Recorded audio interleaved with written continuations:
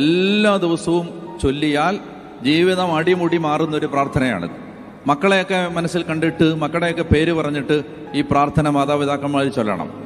നമ്മുടെ ജീവിതത്തെ മുന്നിൽ കണ്ടുകൊണ്ട് നമ്മൾ തന്നെ പറയണം. ഈ പ്രാർത്ഥന വളരെ ശക്തമായ പ്രാർത്ഥനയാണ്. ഈ പ്രാർത്ഥനയുടെ ഒടുവിൽ അവസാനത്തെ വരി ഇങ്ങനെയാണ്: അവൻ്റെ പ്രാർത്ഥന ദൈവം കേട്ടു.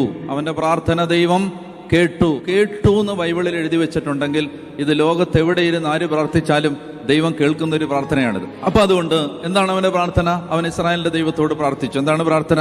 ദൈവമേ, അങ്ങ് എന്നെ അനുഗ്രഹിച്ച് എന്റെ അതിരുകൾ വിസ്തൃതമാക്കണമേ.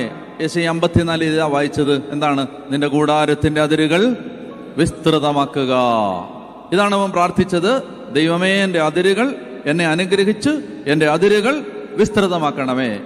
പിന്നെ അങ്ങയുടെ കരം എന്നോടുകൂടി ഇരിക്കുകയും സകല വിപത്തുകളിൽ എല്ലാ ദിവസവും ചൊല്ലിയാൽ ജീവിതം അടിമുടി മാറുന്നൊരു പ്രാർത്ഥനയാണിത്. മക്കളെയൊക്കെ മനസ്സിൽ കണ്ടിട്ട് മക്കളുടെയൊക്കെ പേര് പറഞ്ഞിട്ട് ഈ പ്രാർത്ഥന മാതാപിതാക്കന്മാർ ചൊല്ലണം. നമ്മുടെ ജീവിതത്തെ മുന്നിൽ കണ്ടുകൊണ്ട് നമ്മൾ തന്നെ പറയണം. ഈ പ്രാർത്ഥന വളരെ ശക്തമായ പ്രാർത്ഥനയാണ്. ഈ പ്രാർത്ഥനയുടെ ഒടുവിൽ അവസാനത്തെ വരി ഇങ്ങനെയാണ്: അവൻ്റെ പ്രാർത്ഥന ദൈവം കേട്ടു. അവൻ്റെ പ്രാർത്ഥന ദൈവം കേട്ടു. കേട്ടു എന്ന് ബൈബിളിൽ എഴുതി വെച്ചിട്ടുണ്ടെങ്കിൽ ഇത് ലോകത്തെവിടെയിരുന്ന് ആര് പ്രാർത്ഥിച്ചാലും ദൈവം കേൾക്കുന്നൊരു പ്രാർത്ഥനയാണിത്. അപ്പൊ അതുകൊണ്ട് എന്താണ് അവന്റെ പ്രാർത്ഥന? അവൻ ഇസ്രായേലിന്റെ ദൈവത്തോട് പ്രാർത്ഥിച്ചു. എന്താണ് പ്രാർത്ഥന? ദൈവമേ, അങ്ങ് എന്നെ അനുഗ്രഹിച്ച് എന്റെ അതിരുകൾ വിസ്തൃതമാക്കണമേ. യെശയ്യാ 54 ഇതാ വായിച്ചത്. എന്താണ്? നിന്റെ കൂടാരത്തിന്റെ അതിരുകൾ വിസ്തൃതമാക്കുക. ഇതാണ് അവൻ പ്രാർത്ഥിച്ചത്.